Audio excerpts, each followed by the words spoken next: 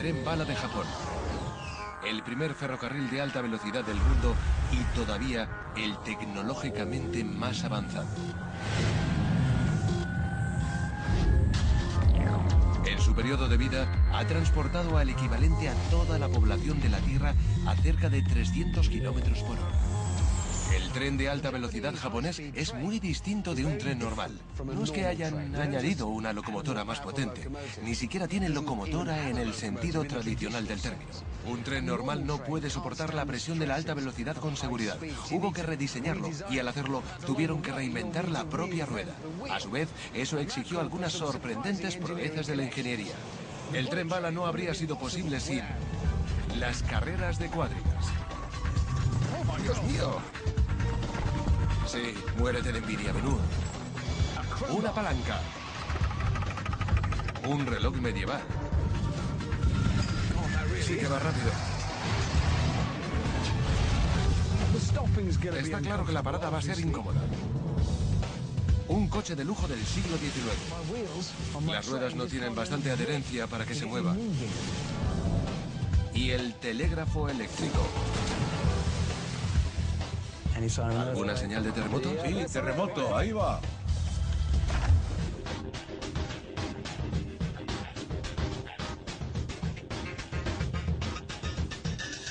Las conexiones de la ingeniería. El tren bala japonés. Japón es un país de relieve escarpado y montañoso. La mayoría de la población se apiña en algunas de las mayores ciudades del planeta.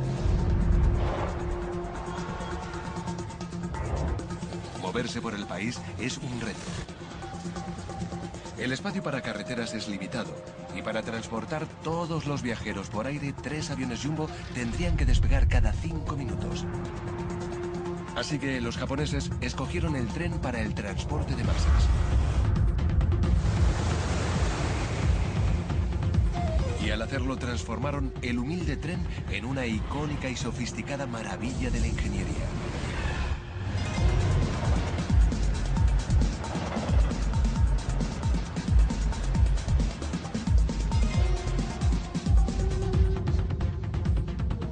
Este es el tren bala N700, el último en una larga estirpe de trenes de alta velocidad pioneros. Incluso parece veloz, y lo es.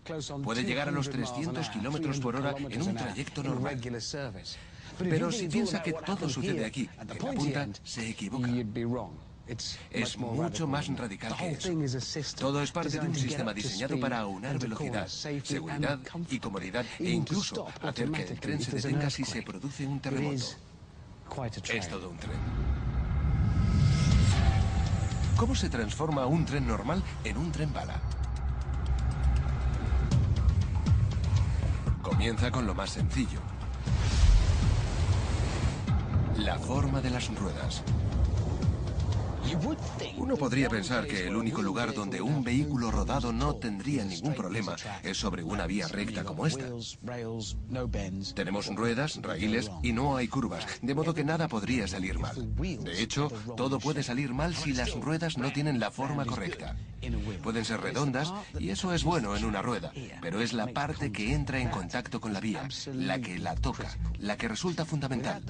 Sin la ayuda de un reloj medieval, un tren de alta velocidad simplemente saldría disparado de la vía. No hace falta que se fíen de mi palabra, ya que he traído mi propio vagón a las vías de pruebas de los ferrocarriles Hammond para probar sus ruedas en su primer trayecto. No tiene un gran diseño, ni siquiera posee su propia fuente de energía. Pero eso no importa, porque cuento con un potente remolque para arrastrarlo por esta vía recta muerta a velocidades de hasta 80 kilómetros por hora. Por desgracia, los ferrocarriles Hammond no proporcionan comodidades básicas como asientos. Esa es una de las razones por las que no voy a montar en mi cuadriga. La otra razón es que no tiene frenos. Ya dije que era básico, sin embargo, esa barrera de allí abajo provocará una completa y seguramente repentina parada en seco. En la parte buena, tiene de todo lo que tenemos que enseñar para mostrar todo aquello a lo que los ingenieros de trenes de alta velocidad tienen que enfrentarse. Concretamente, le hemos puesto ruedas de tren. Ya sé que son exageradas, pero igual que las de los trenes de verdad, son cónicas, anguladas donde descansan sobre la vía. Podrán parecer bastante raras, pero según Paul Allen, un experto en dinámica circular, muestran con claridad lo que le ocurre a un tren normal si viaja a gran velocidad. Además, los ferrocarriles Hammond poseen un rasgo nunca visto antes en los trenes: balones de baloncesto sobre postes que mostrarán el movimiento del vagón. Está haciendo revivir su deportivo V8 de los 70. Allá va.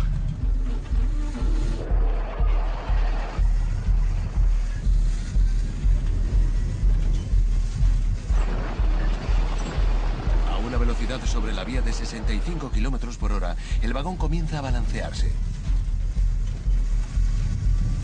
Eso se llama oscilación pendular. Por lo que veo, ¿es por esto que los extremos de los postes se mueven? Sí, están oscilando un poco.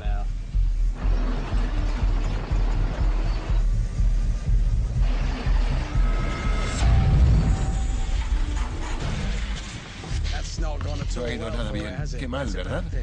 Es lo que hay que evitar en un tren de verdad. Pero este problema no afecta solo a ferrocarriles Hammond. Los trenes reales han descarrilado en vías rectas y la fluctuación puede dañar incluso las vías, como esta, en Alemania. El balanceo sobre una vía totalmente recta es culpa de las ruedas cónicas. Así que no parece que sean una buena idea. Pero, ¿por qué no son planas? El problema de las ruedas planas es que tenemos que tomar curvas. Sí. Así que si lo hacemos sobre ruedas planas, como la que tengo aquí, que voy a lanzar sobre la vía, ¿No? Es verdad, no funciona. no mucho. Pero todos sabemos que las ruedas de los trenes son redondas, pero tienen una pestaña que las adhiere a la vía. Las pestañas son las piezas de metal que sobresalen sobre los bordes de las vías. Podemos ponerles pestañas, pero el problema es que entonces las ruedas solo tomarían las curvas guiadas por las pestañas, que desgastarían los bordes de las vías y acabarían mal lográndose. Va rápido. Sí, muy rápido. Así que volvemos a las ruedas cónicas. A algún tipo inteligente se le ocurrió que si poníamos aristas cónicas podríamos tomar las curvas. Adelante. A alguien se le ocurrió esto. Ya va. Sale, ahora llega a la curva y es porque funciona. Funciona. Es por la forma. Sí, que toma la curva. Un cono que gira por uno de sus lados describe un círculo y las ruedas de los trenes usan el mismo principio. Cuando toma una curva, el tren sale despedido y la rueda exterior aumenta de tamaño, haciendo una especie de cono que hace virar al tren. Pero puesto que las ruedas cónicas pueden cambiar de tamaño, pueden provocar inestabilidad en el tren incluso en rectas, causando la oscilación pendular que ya vimos, especialmente a velocidades de tren bala. La solución es un compromiso de ingeniería. Lo que intentamos es que el ángulo del cono nos permita tomar curvas, pero nada más. Entonces habrá una inclinación óptima Eso es. para que un tren vaya más rápido. Sí, los trenes de alta velocidad tienen una inclinación o una conicidad muy baja, y los más lentos tienen un grado de conicidad más alto. Así que la pendiente de la rueda de un tren convencional es menor en el tren de alta velocidad. El ángulo es la mitad. Cada rueda está hecha con precisión para el ángulo perfecto. Y lo que es bueno para el tren bala también lo será para el Hammond. Voy a cambiar mis ruedas cónicas por otras más planas. También he añadido peso para que no vuelva a descarrilar. Allá va.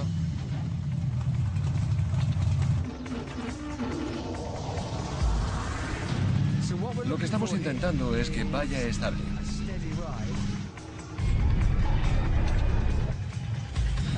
Va de maravilla. Va bastante rápido.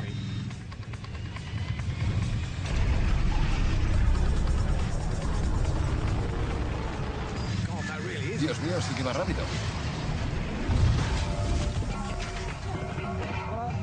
Está claro que la parada va a ser incómoda, o lo sería en circunstancias reales.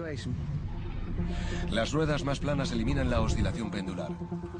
Fíjense en lo estables que están los balones de baloncesto. Mi vagón viaja recto y directo sobre la vía, lo que significa que puedo ir muy deprisa. Pero no me acerco ni de lejos a la velocidad del tren bala. Para esas velocidades, los ingenieros no podían recurrir solo a ruedas planas para evitar la oscilación pendular. Necesitaban una solución en dos partes, la segunda de las cuales se halla en el corazón de un reloj medieval. Antes de que se inventasen los relojes, el tiempo era bastante fluido, pero los monjes medievales buscaban intervalos constantes entre las oraciones. Necesitaban relojes precisos. Y esa plegaria fue atendida alrededor de mediados del siglo XV con la invención de un nuevo reloj. El dispositivo que transformó la relojería, la vida monástica e incluso el tren bala fue esto, el muelle espiral. Este reloj tiene uno dentro. Si lo haces girar, se enrosca y se cierra cada vez más. Así almacena energía. Después, cuando se desenrosca, poco a poco libera esa energía que se usa para mover los engranajes que hacen girar las manillas y nos dicen la hora. Con unos pequeños ajustes, este motor orológico progresó hasta resolver el problema de la oscilación pendular del tren bala. Porque los muelles espirales también sirven para los sistemas de suspensión. Al estirarse y comprimirse, reducen el impacto de los baches, como descubrieron los mecánicos de coches a principios del siglo XX. Y los ingenieros de trenes adoptaron esa idea. De hecho, los muelles espirales son especialmente buenos para los trenes porque no solo absorben los movimientos ascendentes y descendentes, sino también las oscilaciones laterales. En el tren bala, el muelle absorbe la energía de la oscilación pendular. Los más rígidos absorben más y así aminoran los movimientos laterales y el tren no traquetea tanto. Aquí están haciendo trenes de verdad, así que voy a apartarme. Gracias a los monjes puntuales y a unos relojeros ingeniosos, los ingenieros pudieron diseñar una suspensión de tren que evita la oscilación, ese traqueteo a alta velocidad. Con ruedas más planas, el tren se desliza tan recto que guarda una línea casi perfecta con las vías. La fabricación de las ruedas es el comienzo del viaje del tren bala. Y termina así. Un flamante tren bala. Está listo para afrontar su primer trayecto a alta velocidad.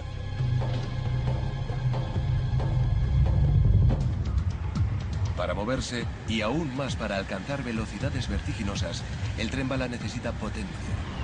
Toda la potencia que necesita la obtiene en forma de electricidad a través de los cables aéreos. La conexión entre el cable y el tren es este dispositivo, el pantógrafo. La electricidad fluye a través de esos pocos centímetros cuadrados que tocan el cable y desde allí baja hasta el tren. Para suministrar energía suficiente, los ingenieros tuvieron que elegir entre un flujo eléctrico más rápido o mayor, aumentar el voltaje o potenciar la corriente. En un laboratorio que parece el set de una película de ciencia ficción, Ian Cotton, profesor de la Universidad de Manchester, muestra las exigencias de las grandes corrientes. Ian, descríbeme esto. Supongo que la corriente va a pasar por ahí, ¿no? Sí, tenemos un transformador que lleva la energía desde las baterías al circuito, del que obtenemos la corriente de alta tensión. Entonces vamos a activarlo para ver si funciona. Lo hará.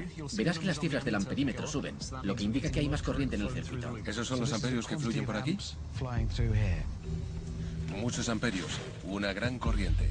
Sobrecargan el delgado cable, que se calienta hasta que produce un fallo. Si tienes una corriente muy alta, debes usar un metal muy grueso para dejar que la corriente circule. Para nuestro tren necesitamos algo mucho mayor Desde que luego, esto. tiene que ser muy grande y muy pesado. Para transportar la energía suficiente para el tren bala, los cables aéreos tendrían que ser enormes, más gruesos que el brazo de un hombre y tremendamente caros.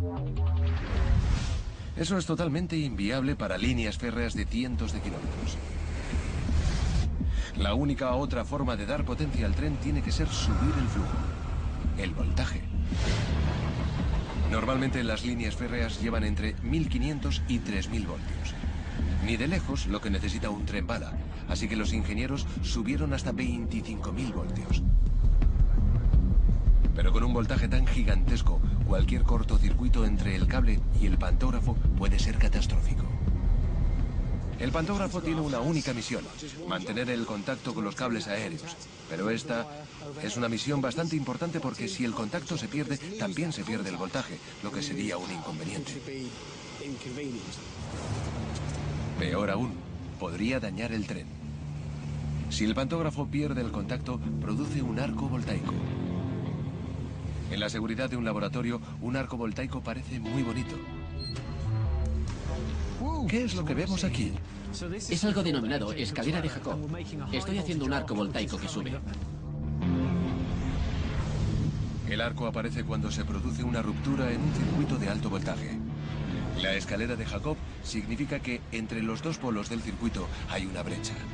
El voltaje es tan alto que convierte el hueco en plasma, aire supercaliente. Tanto que alcanza los 10.000 grados centígrados, lo que hace de los arcos algo muy peligroso. ¿Es ese el arco que buscamos? Exactamente. Eso es lo que pasaría si el pantógrafo se alejase del cable. Este fenómeno se produce en trenes normales, como en este, donde los cables helados están cortando el circuito. Pero cuanto más alto es el voltaje, más problemas de arco. En esta demostración, yo voy a hacer de pantógrafo para ver lo que le ocurre a mi tren de papel cuando se rompe la conexión.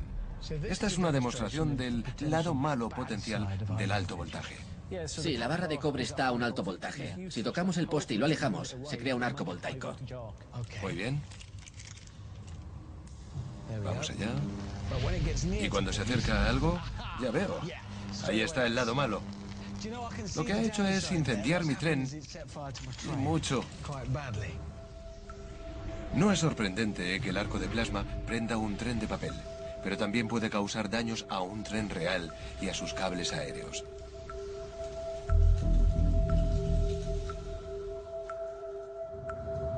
Para evitar estos males que podrían paralizar líneas férreas enteras, los ingenieros necesitaban un pantógrafo que no perdiera el contacto con el cable. La clave de la solución se halla en esto. Una simple barra, una palanca. Usada correctamente, puede mantener la presión del pantógrafo contra el cable, pase lo que pase. Eso es bueno, porque lo que no queremos es enredar con conexiones peligrosas y entramados eléctricos de inmenso voltaje. Las palancas son herramientas muy sencillas. Es una barra larga como esta que pivota alrededor de un punto de apoyo. Cuanto más larga sea, más peso levanta. Para mover algo pesado como este yunque, necesito una palanca más larga. Esta debería bastar. Lo coloco y bien. Así es fácil. Fue el científico griego Arquímedes quien por primera vez reparó en la importancia de la distancia entre el fulcro, el punto de apoyo, y la fuerza de la palanca. Así pronunció su famosa cita: dame un punto de apoyo y moveré el mundo. Pero también habría necesitado una palanca para hacer fuerza. El pantógrafo único del tren bala también actúa como palanca. Un muelle empuja el pantógrafo hacia arriba. Si el muelle se contrae, ejerce menos fuerza. Para compensar, automáticamente un astuto mecanismo alarga la palanca e incrementa la fuerza. Se trata de un mecanismo compensatorio cuyo resultado es una presión constante contra el cable.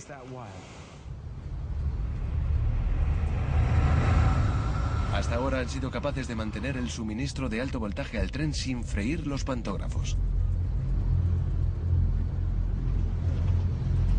Con la potencia solucionada, los ingenieros se enfrentaron a su siguiente reto.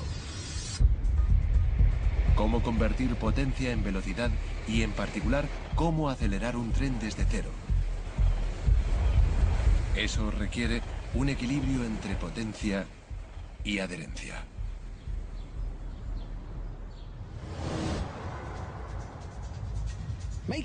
Hacer algo rápido no consiste en darle potencia. También hay que tener en cuenta el peso. La delgadez es buena, por eso no hacen coches veloces con plomo. como sabrán ustedes.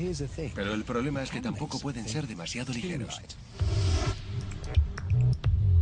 Si un vehículo es demasiado ligero, carece de la adherencia para conseguir tracción, que es lo que permite que los coches y los trenes conviertan la potencia motor en movimiento. Sin tracción no vamos a ninguna parte, por muy robusto que sea el motor. Para demostrarlo, he creado mi propio tren y una vía muy resbaladiza para que circule.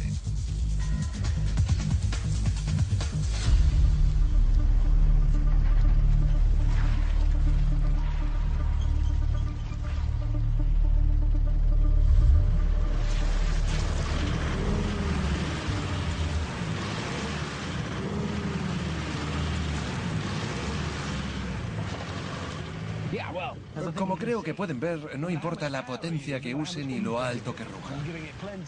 Le estoy dando mucho gas, pero las ruedas de mi tren no tienen suficiente adherencia para que se mueva. Claro que los trenes de verdad no se mueven sobre circuitos deslizantes, pero también les afecta la falta de tracción. Una forma de mejorar la tracción es aumentar el peso, especialmente si el peso añadido es sobre las ruedas motrices, que en este coche son las traseras. Todo esto significa que todo eso tiene que ir aquí dentro. Así que, adelante, yo me quedaré aquí. Bueno, hemos añadido una media tonelada sobre el eje trasero.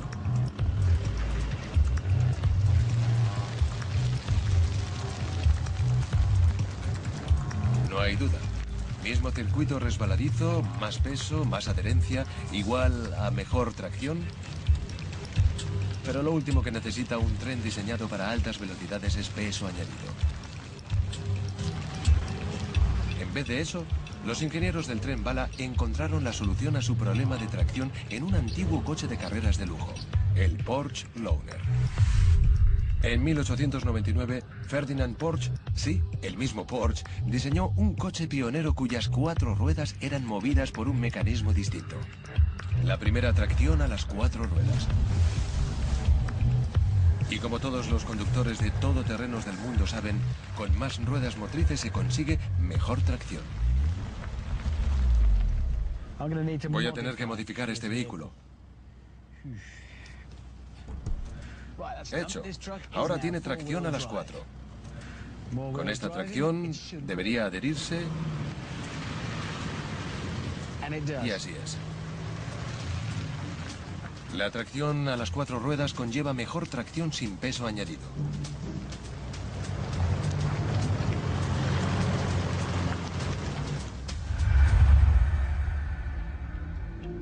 Y los japoneses hicieron exactamente lo mismo con el tren bala, transformando por completo el tren tradicional.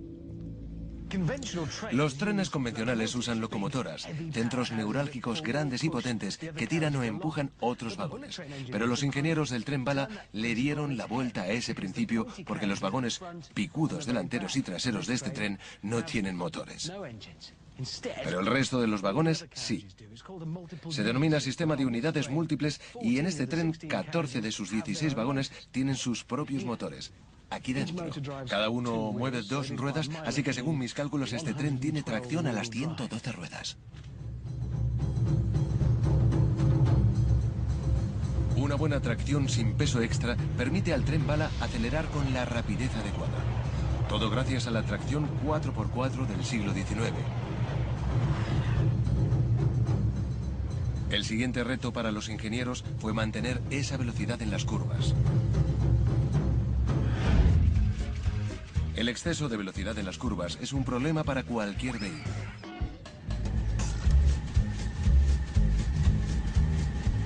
Les presento a Dave. Su moto sidecar y él van a ser mis conejos de indias en mi nuevo desafío.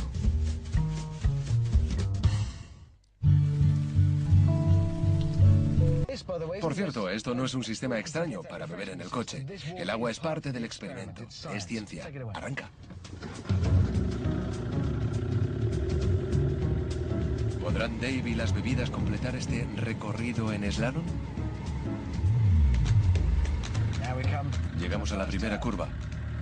Ya vamos. Dave y yo vamos por un lado y las bebidas por otro. He perdido las bebidas. No ha habido grandes sorpresas, pero en interés de la ciencia tenemos que verificarlo todo. Y todos sabemos lo que se siente si, al tomar una curva, te ves empujado hacia un lado. Se llama fuerza centrífuga y se debe a que nuestros cuerpos quieren continuar en línea recta, pero el coche o la moto van en otra dirección. Por eso sentimos una fuerza que nos empuja en este sentido.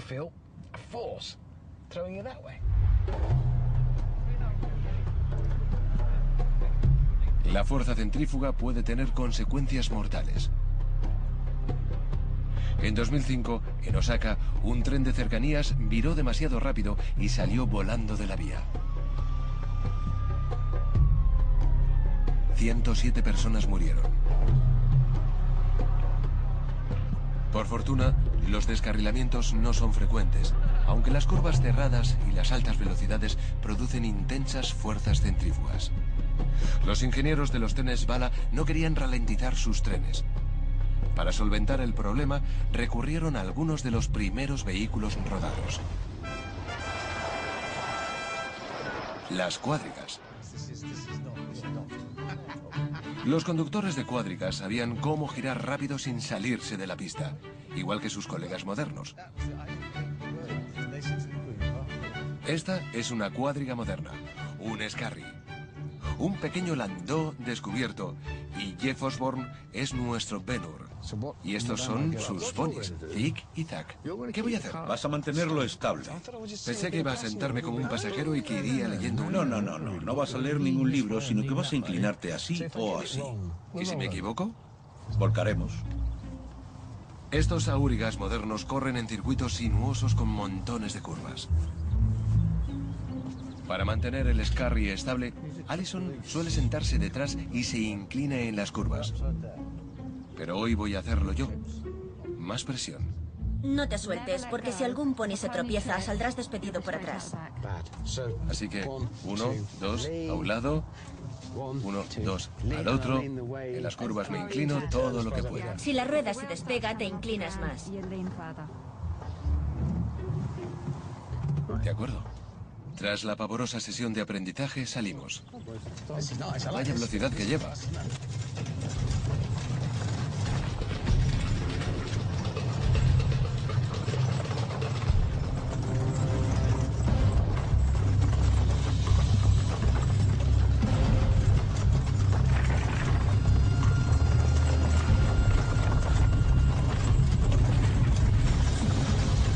Inclinarse en las curvas reduce la fuerza centrífuga que nos empuja hacia afuera. Así el carruaje se equilibra y permite que Zig y Zack, como sus colegas antiguos, tomen curvas más rápido.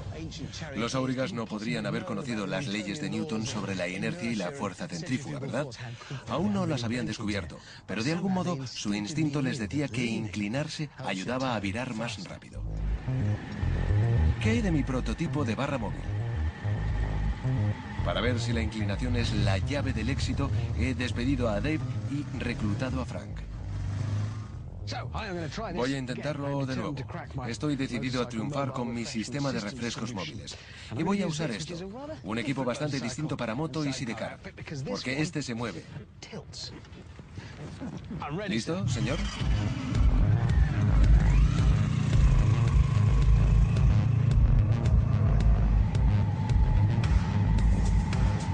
Este sidecar se mece instantáneamente y sin esfuerzo al virar, y las bebidas no se mueven de su sitio.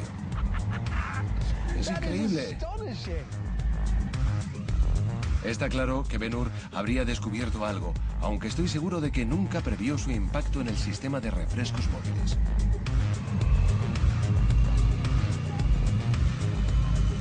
La ciencia funciona, ¿quién lo habría imaginado? Cuanto más se inclinan, menor es la fuerza que empuja hacia afuera en sidecars, cuadrigas y trenes. Para que los trenes se inclinen, las vías están peraltadas, inclinadas en las curvas. Algo que funcionó bien para los trenes más antiguos y lentos. Pero los trenes bala son tan veloces que tienen que inclinarse aún más en las curvas.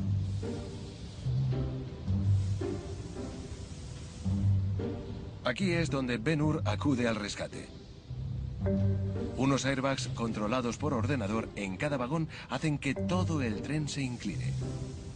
Cuando toma una curva, cada sección del N700, el último tren bala, se mete independientemente en el momento adecuado y en el grado justo. En un tren bala de verdad, el efecto es bastante patente, o mejor dicho, no lo es. Y ese es el objetivo, porque ahora mismo, a juzgar por la borrosidad de las imágenes a través de las ventanas, vamos a una velocidad problemática para mi T si algo no estuviera controlando la inclinación. De hecho, estoy tan seguro que voy a quitarle la parte de arriba. Esto sería peligroso si no estuviera en un tren tan inteligente. No va a ninguna parte. Se preguntan si Ben-Hur prefería el té o el café. Seguro que le gustaba el café.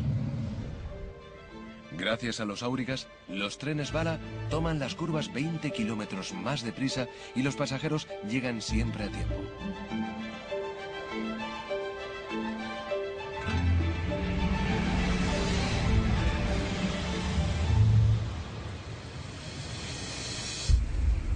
Así, los trenes bala no se salen de la vía, estén en recta o en curva, siempre que la vía no se mueva. Pero eso no siempre es seguro, al menos aquí. En Japón, todos los trenes se enfrentan a un grave problema: los terremotos. Esta es una de las zonas más sísmicas del planeta. Y el problema sería mucho más grave a alta velocidad, ya que los trenes y los pasajeros podrían sufrir grandes impactos. Diseñar un tren de alta velocidad que no descarrile durante un terremoto debe haber sido un gran reto para los ingenieros. Japón sufre unos 900 terremotos al año. En 1995, un gran temblor destruyó la ciudad de Kobe, matando a más de 6.000 personas.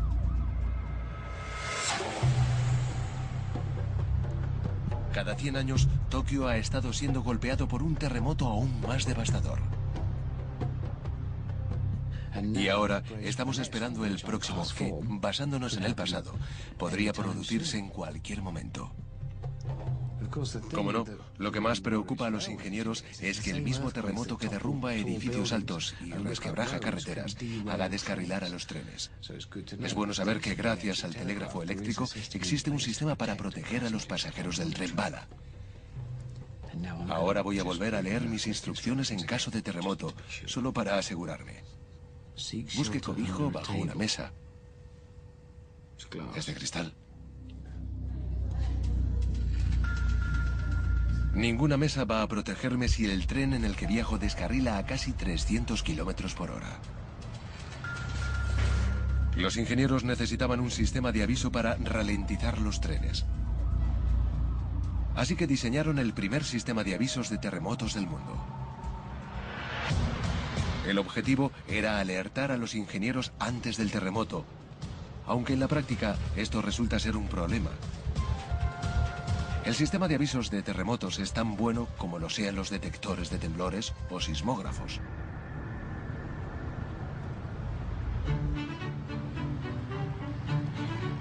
Para entender el problema necesitamos un terremoto. En Inglaterra uno puede esperar sentado a que aparezca uno. Pero según el experto en terremotos Hugh Hunt, un lago y un gran peso pueden replicar los elementos principales de un seísmo. Una precaria torre de piezas de madera desempeñará el papel de víctima.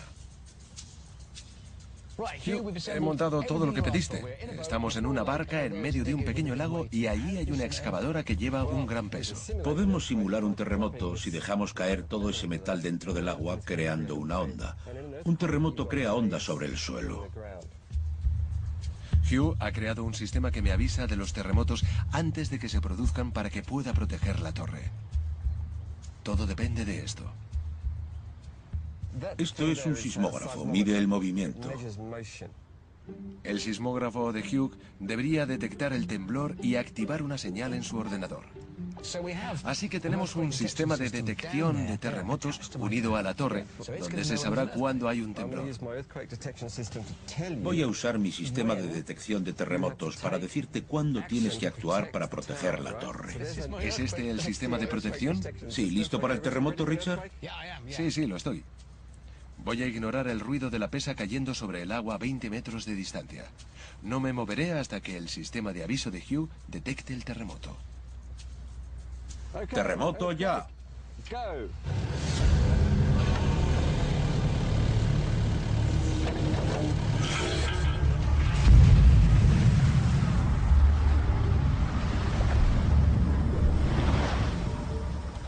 ¿Alguna señal de terremoto? ¡Terremoto!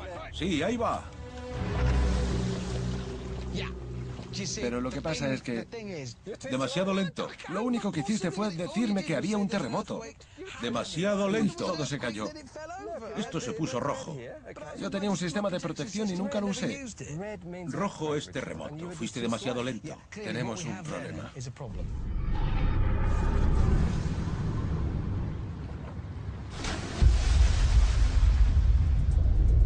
El sistema de Hugh solo detecta un terremoto cuando ya se ha producido.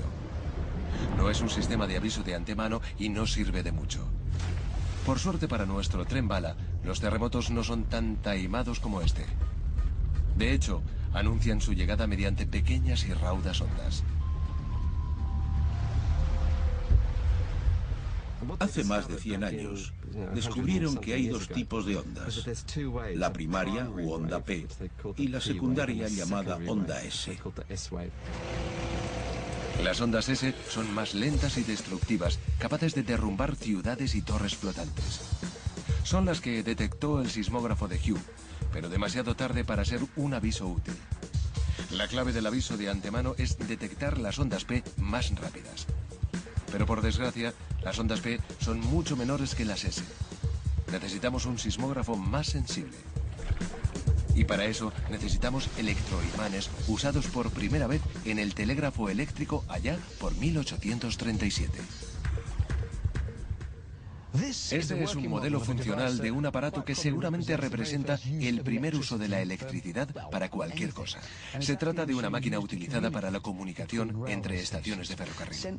Su rasgo fundamental es el electromagnetismo. Tras las agujas de metal hay unos rollos de cable. Al pasar por una espiral, la corriente se convierte en electromagnética y mueve la aguja. Si invertimos la corriente, la aguja se mueve en dirección contraria. Si hago pasar una corriente por la espiral, la aguja se mueve. Y si cambio el sentido de la corriente, la polaridad se invierte y la aguja se mueve en sentido opuesto. Así que lo único que necesitaban era un alfabeto, de modo que si quería una H, la señalaba. Y lo mismo con la I, o con la K, o con la E, para la que había que mover ambas agujas. No tiene todas las letras, solo 20. Es un antiguo alfabeto inglés abreviado. 150 años después, el telégrafo eléctrico ha dado paso a los teléfonos móviles y a Internet. Pero los electroimanes siguen siendo muy útiles. Es obvio que esto no es un telégrafo, sino una grúa muy grande. Pero lo importante es que hay un electroimán.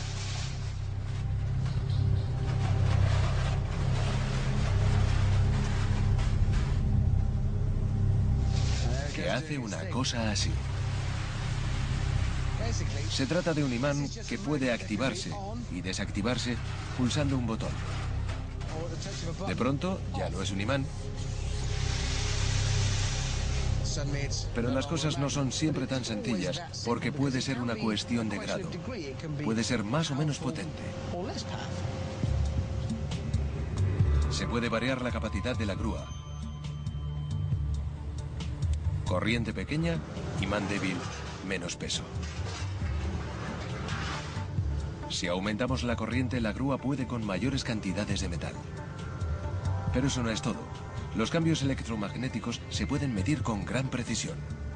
Saber cuánta fuerza se está usando es crucial a la hora de proteger el tren bala. Y espero que también mi torre, de los terremotos.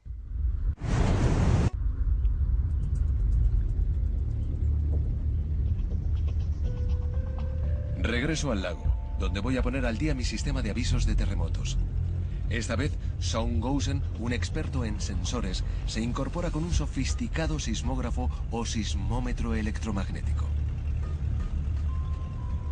Sean, has venido con tu propio equipo de lujo. ¿Cuál es la diferencia fundamental? Este es avanzado, ¿no? Sí, es mucho más sensible. El sismógrafo de Son usa electroimanes para detectar movimientos insignificantes, tales como las ondas P. ¿Serías capaz de detectar las pequeñas ondas P que el sistema de Hughes no percibió? Ridículo. Tu sistema de aviso solo dice, hay un terremoto, todo se está cayendo. El sismógrafo de Son es tan sensible que tiene que ser colocado en el estable lecho del lago. Si todo está en su lugar, ¿podemos probarlo? Prometo no mirar. Esperaré hasta recibir el aviso. Vamos a comparar nuestro sistema. ¿Listo para un terremoto? ¡Ya!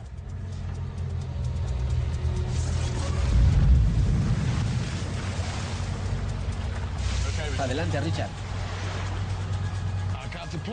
He utilizado mi sistema. Eso sí que es un aviso. Fijaos. Richard, terremoto. Ya. Gracias, Hugh. Ya sabemos que hay un terremoto porque todo se mueve. Pero no pasa nada, creo. Mi red de protección ha salvado la torre porque esta vez el sistema de Son pudo avisarme con antelación. Por el contrario, tú, Hugh, me dijiste que ya había uno. Esa es la diferencia. Es un hecho que el sistema de Son puede detectar esas ondas más débiles y sutiles de menor frecuencia.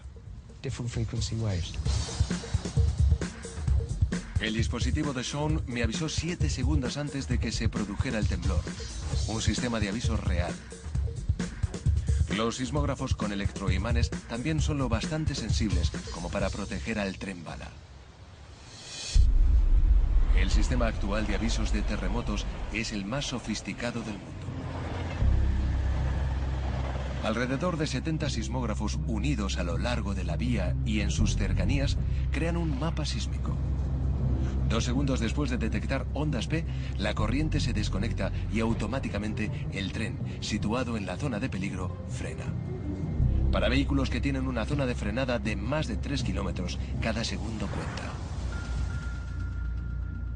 En un temblor de 2004, el sistema frenó con éxito 4 trenes bala, pero el quinto estaba tan cerca del epicentro que fue el único tren bala que ha descarrilado hasta ahora.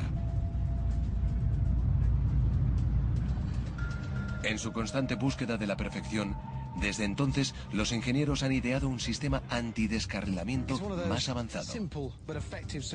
Es una de esas soluciones sencillas pero eficaces.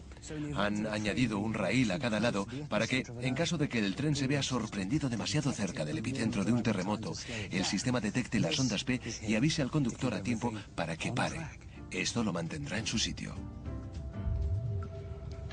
Incluso si el suelo sufre sacudidas violentas, las ruedas siguen en su sitio gracias a los raíles adicionales. Como con todas las partes del tren bala, ha superado pruebas exhaustivas. Para saber si su idea funcionaba, los ingenieros construyeron una maqueta. La verdad es que la vía no es muy larga, pero esta maqueta cumple un objetivo muy específico. Es una réplica a escala 1:5 y posee un rasgo que seguramente la mayoría de los aficionados a las maquetas de trenes no tienen en casa: un simulador de terremotos. La pestaña de las ruedas se asienta entre los 2 raíles, así que ni siquiera los temblores más violentos pueden sacar al tren de su curso. Los raíles especiales están siendo incorporados a más y más tramos de la red. Es un tren realmente asombroso. Rápido, a prueba de terremotos, siempre puntual y también bonito.